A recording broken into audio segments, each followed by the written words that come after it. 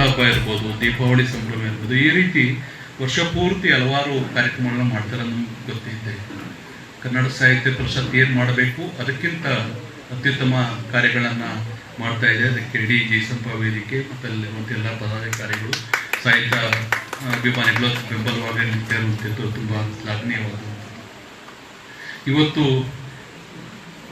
ಯುಗಾದಿ ಸಂಭ್ರಮದ ಬಗ್ಗೆ ಡಾಕ್ಟರ್ ಚಂದ್ರಶೇಖರ್ ಅವರು ಮಾತಾಡ್ತಾರೆ, ಹಾಗಾಗಿ ಆ ವಿಷಯ ನಾನು ಜಾಸ್ತಿ ಮಾತಾಡಕ್ಕೆ ಹೋಗದಂತೆ ಹಲವಾರು ಸಾಧಕರನ್ನು ಈ ರೀತಿ ತೆರೆ ಮೇಲೆಯಲ್ಲಿ ನಾಡಿನಾದ್ಯಂತ ಯಾರ್ಯಾರು ಕೆಲಸ ಮಾಡಿರ್ತಾರೆ ಅವ್ರಿಗೆ ನನ್ನ ಗುರುತಿಸಿ ಪ್ರಶಸ್ತಿಯನ್ನು ಕೊಡುವಂಥದ್ದು, ಯುವ ಕವಿಗಳಿಗೆ ಬೆಂಬಲವಾಗಿ ನಿಲ್ಲೋದಕ್ಕೆ ಸಲುವಾಗಿ ವೇದಿಕೆಯನ್ನು ಕಲ್ಪಿಸಿ ಅವರು ಕಾವನ ವಾಚನ ಮಾಡೋದಕ್ಕೆ ಅವಕಾಶ ಕಲ್ಪಿಸುವಂಥದ್ದನ್ನು ಕೂಡ ಮಾಡ್ತಾ ಇದ್ದಾರೆ.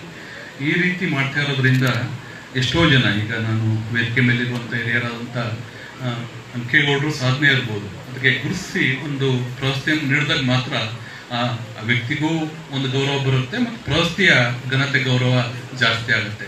ಆ ನಿಟ್ಟಿನಲ್ಲಿ ಕೇಂದ್ರ ಸರ್ಕಾರ 2014 ಈ ರೀತಿಯ ತೆರೆಮರೆಯಲ್ಲಿ ನಮ್ಮ ಜೊತೆಲೇ ಇದ್ದು ಅವಿಭಾವ ಸಂಬಂಧ ಬೇರೆ ವಿಭಿನ್ನ ರೀತಿಯಲ್ಲಿ ಕೆಲಸ ಮಾಡ್ತಾ ಇರುವಂಥದ್ದು ಪ್ರಶಸ್ತಿಯನ್ನು, ಪದ್ಮ ಪ್ರಶಸ್ತಿಯನ್ನು ನೀಡ್ತಾ ಇರುವಂಥದ್ದು ನರೇಂದ್ರ ಮೋದಿಯವರ ಸರ್ಕಾರ ತುಂಬ ಉತ್ತಮ ಕೆಲಸವನ್ನು ಮಾಡ್ತಾ ಇದೆ. ಹಾಗಾಗಿ ನಮ್ಮ ಜಿಲ್ಲೆಯಲ್ಲಿ ಬೇರೆ ಬೇರೆ ವ್ಯಕ್ತಿಗಳಿಗೂ ಸಿಕ್ತು. ಮೈಸೂರಿನಲ್ಲಿ ನಾವು ಹೇಳೋದಂತ ಹಲವಾರು ಜನಕ್ಕೆ ಅದು ಕಾದರ್ ಒಳಗೊಂಡಂತೆ ಹಲವಾರು ಜನಕ್ಕೆ ಪದ್ಮಶ್ರೀ ಪ್ರಶಸ್ತಿ ಸಿಕ್ತು. ಹಾಗಾಗಿ ಆ ಪ್ರಶಸ್ತಿಯ ಘನತೆ ಗೌರವ ಕೂಡ ಜಾಸ್ತಿ ಆಗಿದೆ. ಆ ದಿಕ್ಕಿನಲ್ಲಿ ಕೃಷ್ಣ ಸುವರ್ಣಚಂದ್ರ ಅವರು ಮತ್ತು ಇಡೀ ತಂಡ ತೆರೆಮರೆಯಲ್ಲಿ ಕೆಲಸ ಮಾಡ್ತಿರುವಂಥ ಅವ್ರು ಗುರುತಿಸಿ ಇನ್ನಷ್ಟು ಅವರು ಕೆಲಸ ಮಾಡಬೇಕು ಅನ್ನೋ ನಿಟ್ಟಿನಲ್ಲಿ ಕೆಲಸವನ್ನು ಮಾಡ್ತಾ ಇದೆ. ಇಲ್ಲೆಲ್ಲ ಕವಿ ಹೃದಯವಂತರಿದ್ದೀರಿ, ಮನಸ್ಸುಗಳಿದ್ದೀರಿ. ಈ ದಿಕ್ಕಿನಲ್ಲಿ ಕೂಡ ತಮ್ಮ ಕವಿತೆಗಳು ಬರಬೇಕು. ನಮ್ಮ ದೇಶ ಸುಭಿಕ್ಷವಾಗೋದಕ್ಕೆ, ಭಾರತ ಚೆನ್ನಾಗಿದ್ದರೆ, ಸಮೃದ್ಧವಾಗಿದ್ದರೆ ಮಾತ್ರ ಇಡೀ ವಿಶ್ವ ಶಾಂತಿಯಿಂದ ಇರೋದಕ್ಕಾಗುತ್ತೆ, ವಿಶ್ವಗುರು ಆಗುತ್ತೆ ಅಂತ ಸ್ವಾಮಿ ವಿವೇಕಾನಂದ ಹೇಳಿದರು. ಅದು ನಿಜ, ಸತ್ಯ. ಇವತ್ತು ಇಷ್ಟೆಲ್ಲ ಯುದ್ಧದ ಪರಿಣಾಮ ಬೇರೆ ದೇಶಗಳು ಆಗ್ತಾ ಇದ್ರು, ನಮ್ಮಲ್ಲಿ ಗ್ಯಾಸ್ ಸಿಲಿಂಡರ್ ಇರ್ಬೋದು, ಇವತ್ತುವರೆಗೆ ನಮ್ಮ ಪೆಟ್ರೋಲ್ ಡೀಸೆಲ್ ಅಭಾವ ಆದಂಥ ನಿಟ್ಟಿನಲ್ಲಿ ಇವತ್ತಿನ ಕೇಂದ್ರ ಸರ್ಕಾರ ದಿಟ್ಟ ನಿಲುವನ್ನು ತಾಳ್ತಾ ಇದೆ. ಅದಕ್ಕೆಲ್ಲರೂ ನಾವೆಲ್ಲರೂ ಬೆಂಬಲವಾಗಿ ನಿಲ್ಲಬೇಕು. ಇತ್ತೀಚೆಗೆ ಬಂದಂಥ ಕೆಲವು ಸಿನಿಮಾಗಳು, ಅದು ನಾವು ಯಾವುದೇ ಪಾರ್ಟಿಯವರಾಗಿರಲಿ, ಪಕ್ಷ ಯಾವುದೇ ಇರಲಿ, ಒಬ್ಬರು ಭಾರತೀಯರಾಗಿ ನೋಡಲೇಬೇಕಾದಂಥ ಚಲನಚಿತ್ರಗಳು ದಯಮಾಡಿ ನೋಡಿ ಅಂತ ಈ ವೇದಿಕೆಯಿಂದ ನಾನೆಲ್ಲರೂ ವಿನಂತಿ ಮಾಡ್ತೀನಿ. ಅದು ಕೇರಳ ಸ್ಟೋರಿ ಇರ್ಬೋದು, ದುರಂಧರ್ ಇರ್ಬೋದು. ಅಲ್ಲಿ ಏನು ಸಮಾಜದಲ್ಲಿ ನಮ್ಮ ನಡುವೆ ನಡೀತಾ ಇರುವಂಥ ಘಟನೆಗಳನ್ನೇ ಅದರಲ್ಲಿ ಸಿನಿಮಾವಾಗಿ ನೋಡಿದ್ದಾರೆ. ಅಂಥ ಸಿನಿಮಾಗಳೂ ನೋಡಬೇಕು. ಆ ಸಿನಿಮಾಗಳ ಬಗ್ಗೆ ಎಲ್ಲರೂ ಸಾಹಿತ್ಯಾಸಕ್ತರು ಜಾಸ್ತಿ ಇದ್ದಾರೆ, ತಮ್ಮದೇ ಆದ ರೀತಿಯಲ್ಲಿ ವಿಮರ್ಶೆಯನ್ನು ಮಾಡಬೇಕು. ಆ ದಿಕ್ಕಿನಲ್ಲಿ ನಮ್ಮ ಜೊತೆಗಿರುವಂಥ ಹೆಣ್ಣುಮಕ್ಳು ಇರ್ಬೋದು, ನಮ್ಮ ಜೊತೆಗಿರುವಂಥ ಎಲ್ಲ ಜನಸಾಮಾನ್ಯರಲ್ಲೂ ಎಚ್ಚರಿಕೆ ಉಂಟು ಮಾಡುವಂಥ ಕೆಲಸವನ್ನು ಮಾಡಬೇಕು.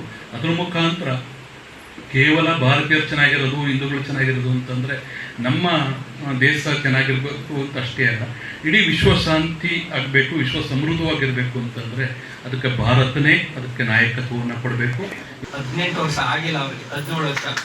ಪ್ರಥಮ PUC ಈಗ ತಾನೇ ವ್ಯಾಸಂಗ ಮಾಡಿ ದ್ವಿತೀಯ PUCಗೆ ಹೋಗುವ ಹಂತದಲ್ಲಿರುವಂಥ ಒಬ್ಬ ಬಹಳ ಪುಟ್ಟ ಪ್ರತಿಭೆ.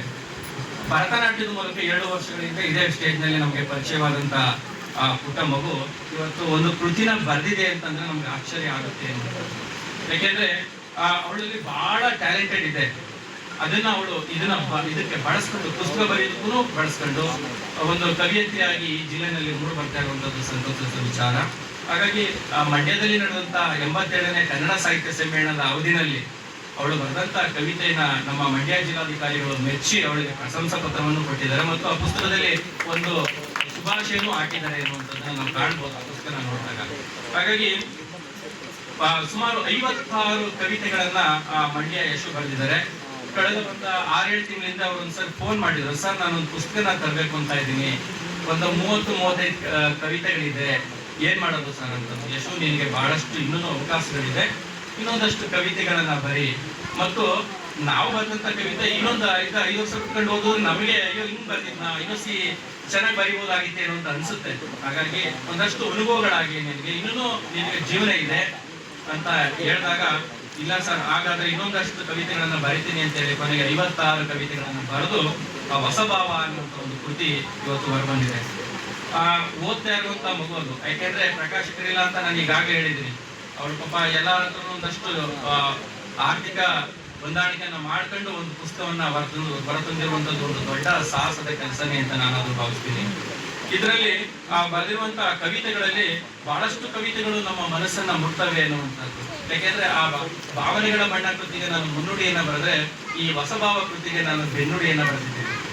ಸಾಮಾನ್ಯವಾಗಿ ಬೆನ್ನುಡಿ ಮುನ್ನುಡಿ ಬರೆದಿರೋರು ಈಗಾಗಲೇ ಬಹಳಷ್ಟು ಪ್ರಸಿದ್ಧ, ಖ್ಯಾತ, ಪ್ರಖ್ಯಾತ ಅಂತ ಆಗಿರುವಂತ ಸಾಹಿತಿಗಳಿಂದ ಬರಿಬೇಕು ಅನ್ನುವಂಥದ್ದು ನಮ್ಮಲ್ಲಿ ಇದೆ. ನಾವು ಯಾರಿಗೆಲ್ಲ ಬರೆಸ್ಬಿಟ್ರೆ ನಮ್ಮ ಕೃತಿ ಪೂರ್ತಿ ಸೇರಾಗ್ಬಿಡುತ್ತೆ, ಯಾವುದು ಉಳ್ಕೊಳ್ಳಲ್ಲ ಅನ್ನುವಂಥದ್ದು ಇರುತ್ತೆ. ಯಾಕೆಂದ್ರೆ ನಮ್ಮ ಪಕ್ಕದಲ್ಲಿ ಇರುವ, ನಮ್ಮೊಳಗಿರುವ, ನಮ್ಮ ಹತ್ತಿರದಲ್ಲಿರುವಂಥವ್ರೆ ನಾವು ಕೆಲವೊಂದು ಟೈಮಲ್ಲಿ ನಾವು ಅಂತ ಅವಕಾಶಗಳನ್ನ ಕೊಡಲ್ಲ.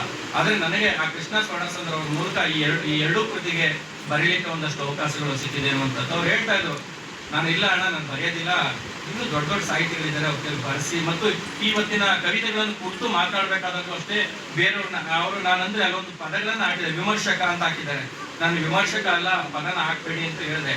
ಏನಿಲ್ಲ, ಆ ಪದ ಇರ್ಲಿ ಅಂತಂದ್ರು. ಕೆಲವು ನನ್ನ ಸ್ನೇಹಿತರನ್ನೇ ಕೇಳಿದೆ, ಹಿಂಗಾಗಿದೆ ಅಂತ. ನೀನು ವಿಮರ್ಶಕ ಆಗಿಲ್ಲಪ್ಪ, ವಿಮರ್ಶಕ ಅಂತಂದ್ರೆ ಒಂದಷ್ಟು ಪುಸ್ತಕಗಳನ್ನ ಬರೆದಿರ್ಬೇಕು ಅಂತವ್ರು ಮಾತ್ರ ಅಂತ ನನ್ನ ಸ್ನೇಹಿತನ ಒಬ್ಬ ಈಗಾಗಲೇ ಒಂದು 5-6 ಕೃತಿಯನ್ನ ಬರೆದಿರುವಂತ ನನ್ನ ಗೆಳೆಯನೇ ಹೇಳ್ದ. ಇರ್ಲಿ, ಮುದ್ರಣ ದೋಷದಿಂದ ಆಗ್ಬಿಟ್ಟಿದೆಯಪ್ಪ, ನಾನು ವಿಮರ್ಶಕ ಅಂತ ಎಲ್ಲೂ ಹಾಕೊಳ್ಳೋದಿಲ್ಲ, ಡೆಸಿಗ್ನೇಷನ್ ಆ ಇನ್ವಿಟೇಷನ್ ಅಲ್ಲಿ ಮಾತ್ರ ಇದೆ.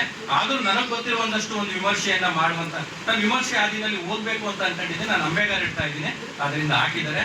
ಅದರಿಂದ ನನಗೆ ಏನು ಅಂತ ಅನ್ಸೋದಿಲ್ಲ. ಅದನ್ನ ನೀನು ಅದನ್ನ ಟೀಕೆ ಮಾಡ್ತೀನಿ ಅಂದ್ರೆ ನಿನ್ನ ಟೀಕೆನ ನಾನು ಸಕಾರಾತ್ಮಕವಾಗಿ ಸ್ವೀಕರಿಸ್ತೇನೆ ಅನ್ನೋದನ್ನ ಹೇಳಿದೆ. ಕರ್ನಾಟಕ ನ್ಯೂಸ್ ಡಿಜಿಟಲ್ ಚಾನಲ್ ಅನ್ನು ಈಗಲೇ ಸಬ್ಸ್ಕ್ರೈಬ್ ಮಾಡಿ. ಧನ್ಯವಾದಗಳು.